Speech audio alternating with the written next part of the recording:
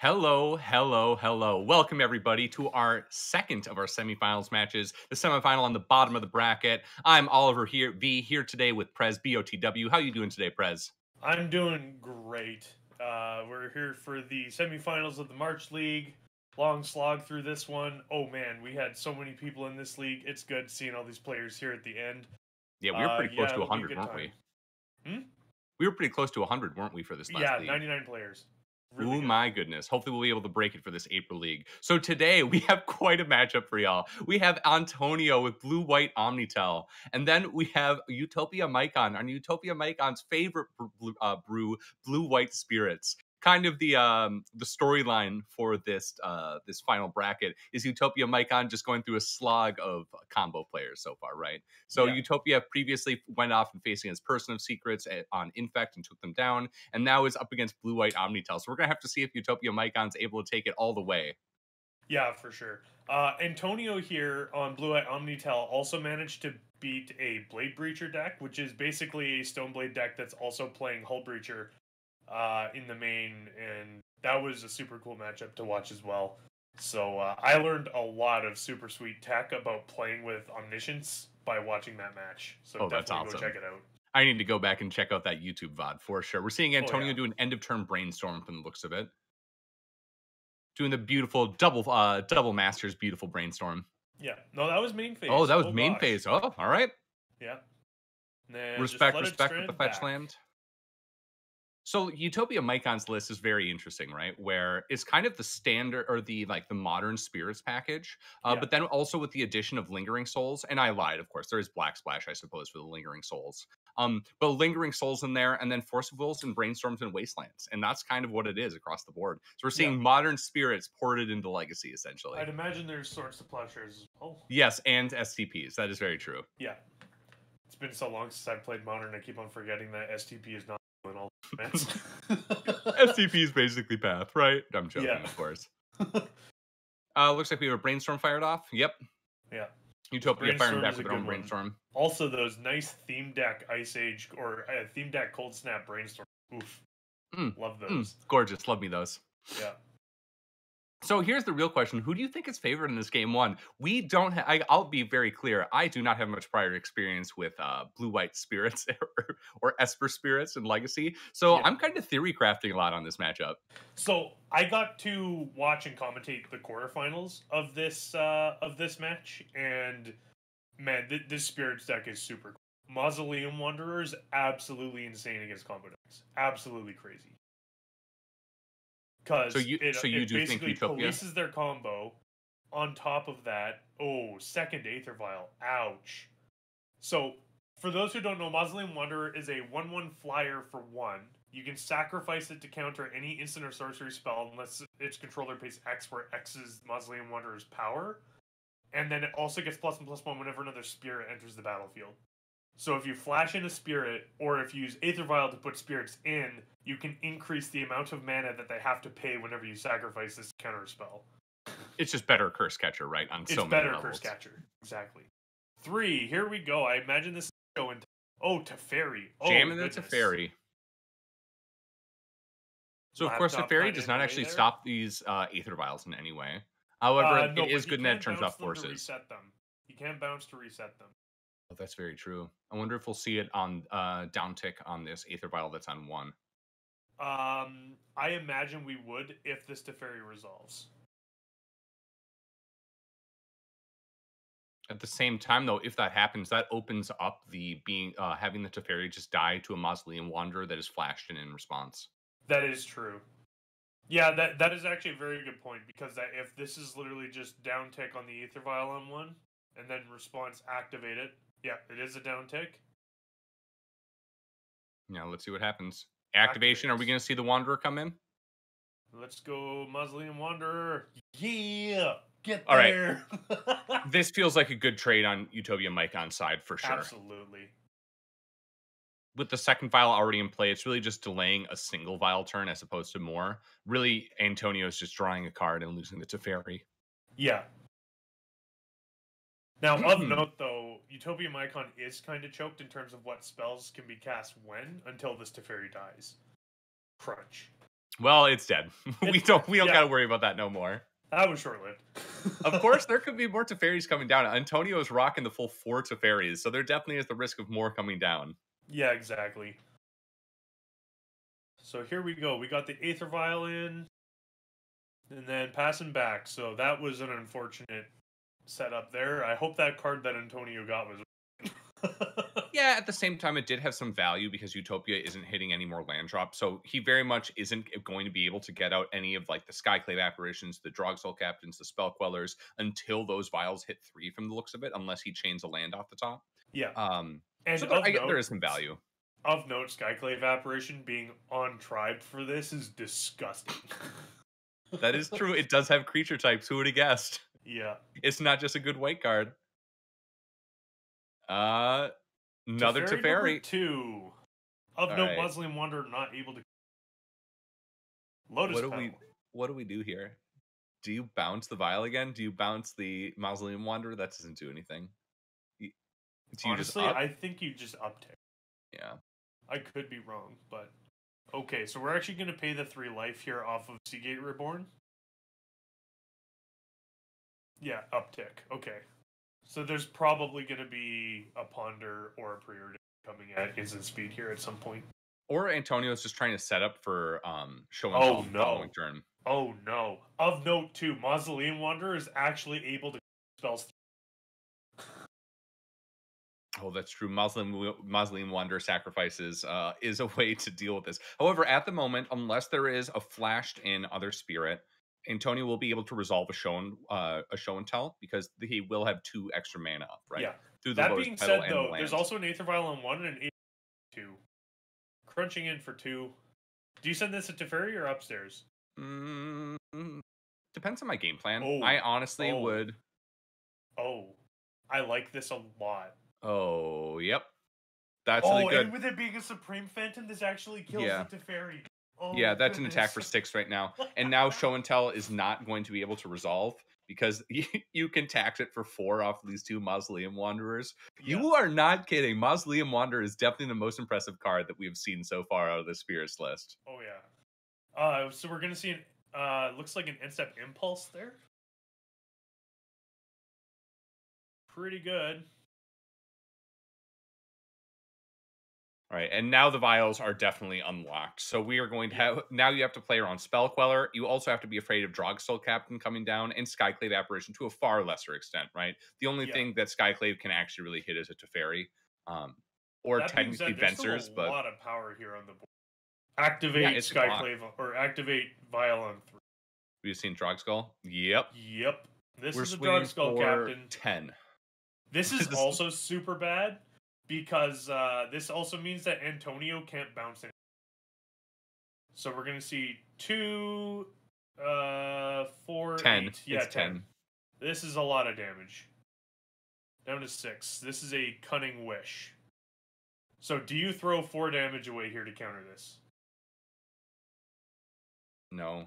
You let because you'll be able to counter whatever they get. You kind of just tax their mana more. I don't even know what they get here though. Echoing Truth? I could see Echoing Truth. Orum's Chant as a possibility on the following turn, but you're just going to lose to... Is that a Swords? Oh, the Swords are in the sideboard. Yeah, so Swords is fine here on the Mausoleum. Or no, on the, you can only hit the Drogskull Captain. Yeah, on the Captain, the Hexproof Giver. Yeah. Show me the Rattle Chains right now. Oh man, the Rattle Chains would be so broken here. I actually don't mind just letting that resolve as well. You still have lethal, don't you? 3 life, and yeah, that's gonna have to go to exile. All it takes is 1 more spirit, and So this is gonna be lethal. 7 now, which is still a lot of damage. Wait, is Antonio at 9 or at 6? We thought that he took 10 on the previous turn, right? No, because that the Swords on the Plowshares on the Drogskull Captain mid combat removed 3 damage from I apologize. I assumed that we were honestly completely past that at that point. Oh my goodness. This is one of those moments where I really wish we had a table spotter with us to make sure we know exactly what's going on the screen in front of us. Yeah. So we're going to preordain.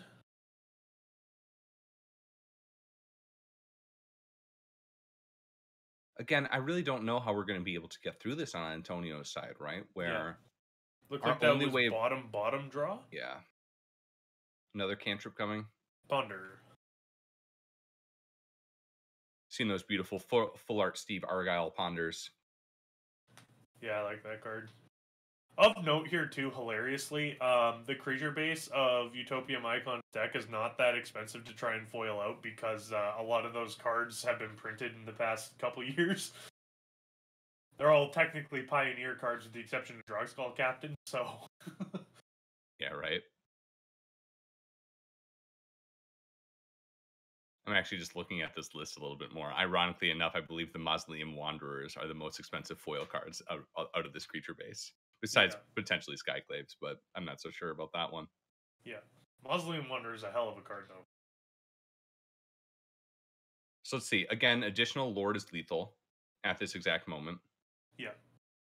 Crunch. For the moment, swinging for 4. Other Spirit makes it 6. This is actually attack for 5 right now.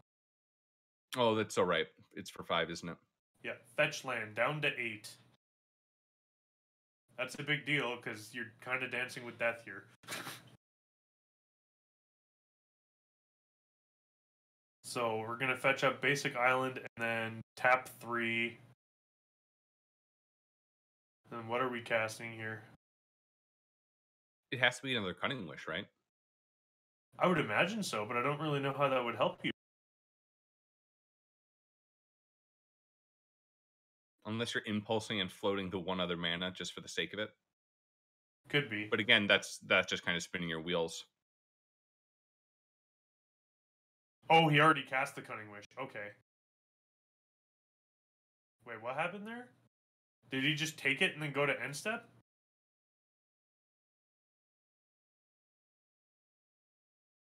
Oh, no. He grabbed the card and then put it into his hand. How come he untapped all his lands? I think the damage was dealt, and we're going into the next turn. It looks like grabbed Echoing Truth. Okay. And then just took the damage because he was tapped out. So Utopia should be at, I'm sorry, Antonio should be at 4 now at this point for our life totals. Yeah. Of note here too as well, you 100% sack the Mausoleum Wanderer to counter that. By virtue of doing that, makes it so that way the other one doesn't get back. Yeah, exactly. Man, and really, the most impressive thing of that game was the Mausoleum Wanderer again. Just like you were kind of saying from the quarterfinals match that you watched, where the amount that you were able to tax and pressure simultaneously was just incredibly impressive. Yeah. Whether it was the Vial being bounced by the Teferi and just being able to bring in the 1/1 flyer in response to be able to kill off the Teferi, or then after the subsequent Teferi being able to massive lethal it, right, with the all of a sudden Lord attacking it for 6. That was quite fascinating across the board. Like the amount that you were able to tax them or like threaten to tax the mana just meant that Antonio was never able to go for it, right? Yeah, exactly. And that's the other thing too, is that, with 2 active Aether Vials up, a bunch of flash creatures and 2 mana open, you're gonna functionally have to pay up to 5 mana, especially with double Mausoleum Wanderer. Because if they're 4/4s, you have to pay 8 to resolve a spell at most, which is ridiculous. But in Antonio's sideboard here, we got 1 Boseiju Who Shelters All, 1 Orum's Chant, 3 Swords to Plowshares, 2 Containment Priest, 2 Defense Grid, 1 Echoing Truth, 1 Impulse, 2 Monastery Mentor, 1 Shared Summons, and 1 Sublime Epiphany. So of note, of course, this being a wish board package, I do like some of the Swords to Plowshares coming in, likely 2, possibly 3 as well. It depends on Antonio's individual thoughts on how you sideboard with the Cunning Wish package. I have a lot of respect for siding in it's a card when you have that much density, just siding in all 3 because you want to be getting it rather than be wishing for it and spending essentially 4 mana for a Swords to Plowshares. The Boseiju is the most interesting thing for me, where in theory Boseiju is good. I actually really like Boseiju in this match. At the same time, you know that your opponent is on 3 Wastelands. Your deck is already incredibly good in how much it is avoiding Wastelands minus your single Karakas. And you're also running the risk of just dealing 6 to yourself over the course of a game and essentially setting yourself up for lethal for your opponent. However, like you said, I do imagine that Boseiju will be coming in. The real question is, do you think we're going to see Monastery Mentor come in as an alternate game plan? I don't think so in this particular matchup. I think that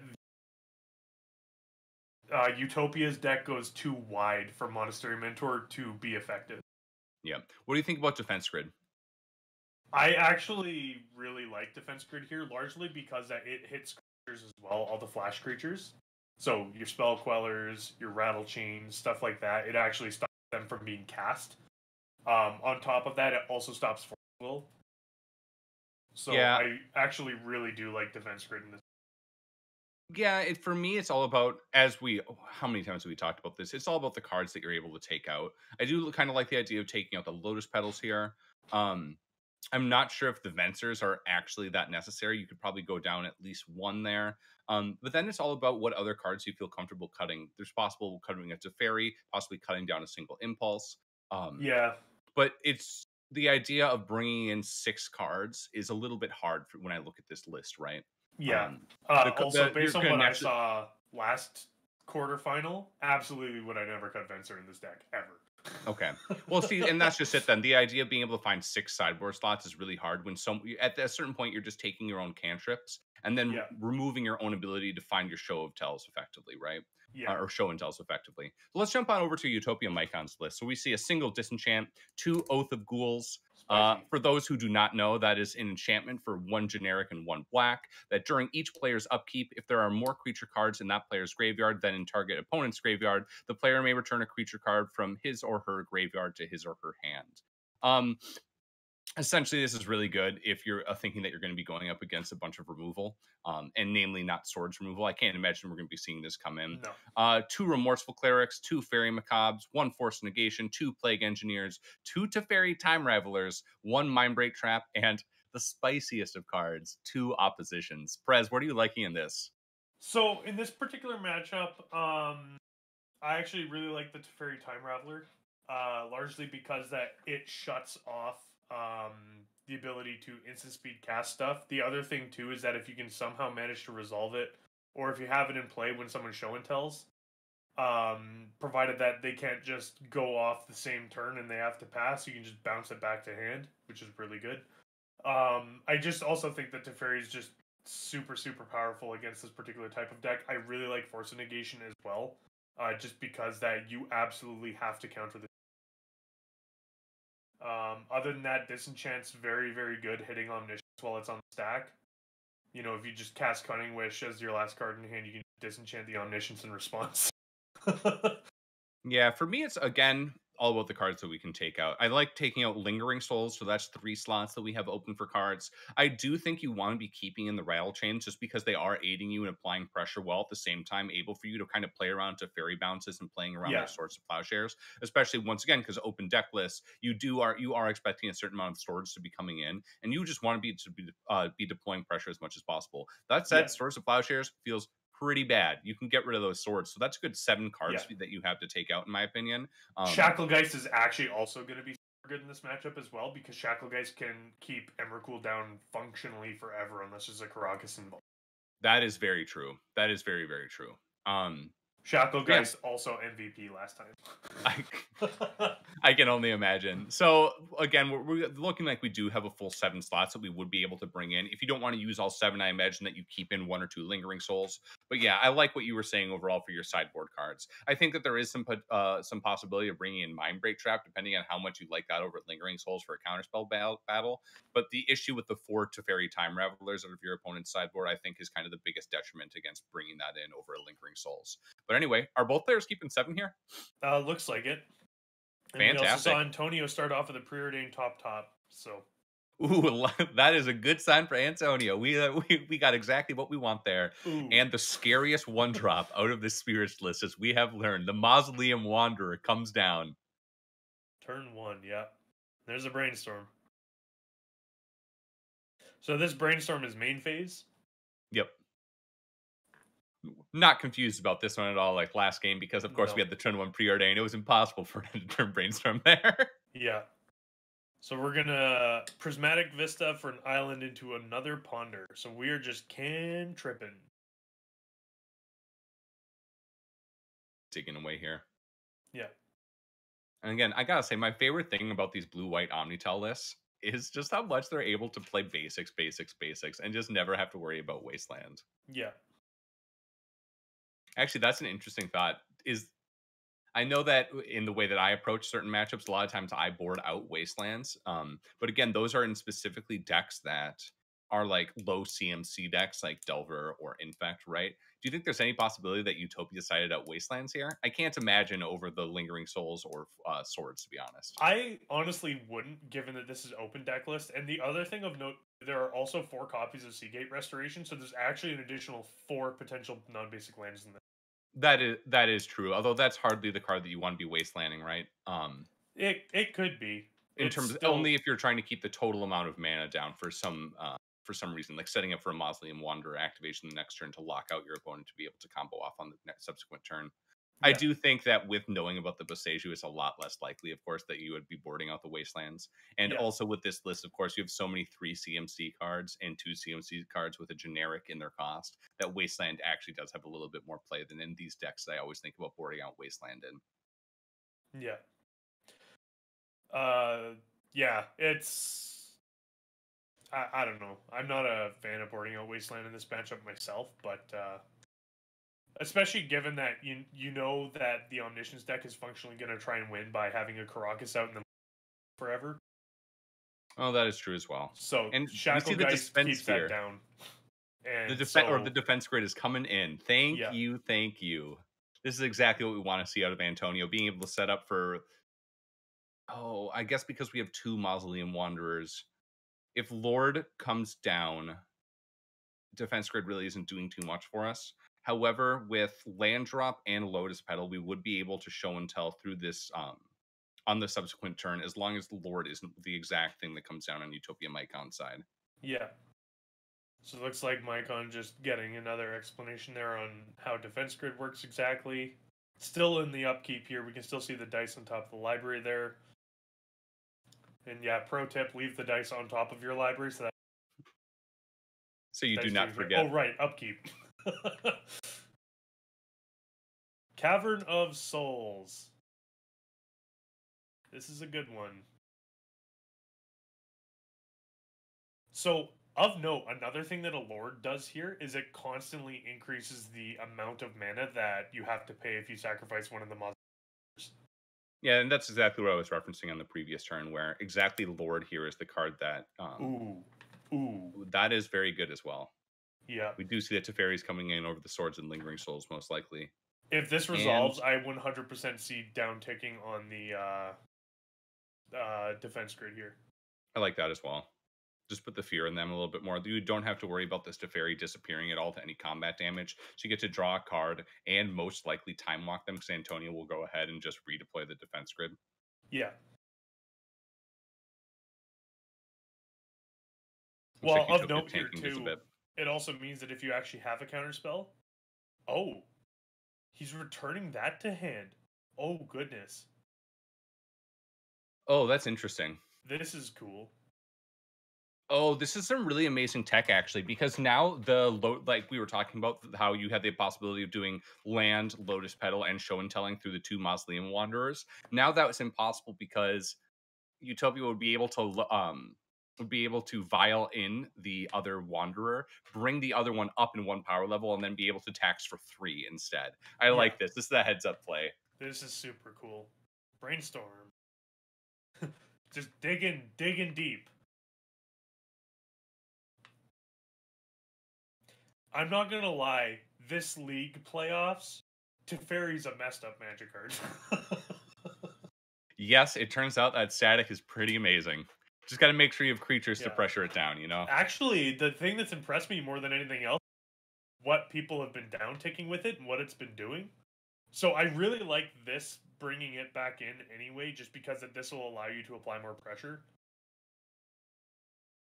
Yeah, I like this play, this kind of heads up play by Utopia, assuming that you have no respect at all for this defense grid. I'm assuming that with these plays that there is no force of will in hand at all. Well, And that in being that said, light, if you don't respect it, dude, that's totally fine. yeah. That being said, though, with this Aether Vial on 2, Utopia could feasibly just, like if this is a Supreme Phantom, you just bring the Supreme Phantom in or cast a 3rd Mausoleum Wanderer or something like that. And of note, you still have the mana open to force something. And because of Teferi, you can't force back if you're Antonio. Oh, that's very true. As long as you're not actually tapping out your mana. Defense grade is for 3, right? Yeah, you have to pay Yep. 3 extra to cast a spell on another player's turn. And the thing about Teferi is you can only cast spells, meaning you'll never be able to counter anything. So if this show and tell, or if this is a show and tell, and then Supreme Utopia has, Phantom. oh my god, this is Swing so for much damage. 6. Yeah, attack for 6. And of note, these Mausoleum Wanderers will always counter for 2. Fetch down to 13. This is a really precarious life total to be at 2 of these. Of note here as well, Antonio's going to have to pay 4 if this is a Swords of Plowshares. Well, no, because there's a Teferi in play. Oh yeah, you can't do that. Yeah, Anymore. you're Yeah, so this taking just the connects. damage. Oh, I was Monster wrong. Mentor does come in. That's so interesting. I would not think of that with how much you need to be afraid. Oh. Oh no, you can't do that, Utopia No, you Mycon. You can't. cannot do that. Oh, looks Uh-oh. like Antonio just scooped it up anyway. That's unfortunate, but yeah, no. Huh. Yeah, that Spell Queller is not a legal play there, of course, because of the defense grid. Oh, are we rewinding? We might be rewinding here. At the same time, though, this is going to be... Because even if this Monster Mentor does resolve, it doesn't actually matter. Because there's No, 7 you just have damage lethal. coming across that flies. Yeah, the Spell Queller alone is enough to just lethal them. Because you essentially get 2 damage out of it ATBing on the following turn. Yeah. And yep, thank you to whoever was the table spotter for this going ahead and recording. I do believe it was Mr. Jack Dax for correcting this and just making sure that we're able to end the game properly. Yeah. Yeah, like, I don't think this is going to make a difference, so to say, especially with that Aether Vial on 2, because that's just going to uptick to 3. And then, well, even then, you can just cast this uncounterable off the cavern. Yeah, so it looks like he sees the combat math now and knows he's dead. Yeah. There's no way he'll be able to block any of these spirits because every single creature in Utopia's deck flies. Every single one. What a great game. Again, the Mausoleum Wanderer just being the most impressive card out of this entire list, hands down. I have to say, I might be picking up 4 of them after this. I'm not going to lie. Well, sweet. Everyone, thank you so much for joining us today for our second of our semifinals, I guess, our bottom bracket one. We'll see how they're released. But if you are interested at all in joining us and going ahead and jumping in one of our leagues itself, Prez, how could we do that?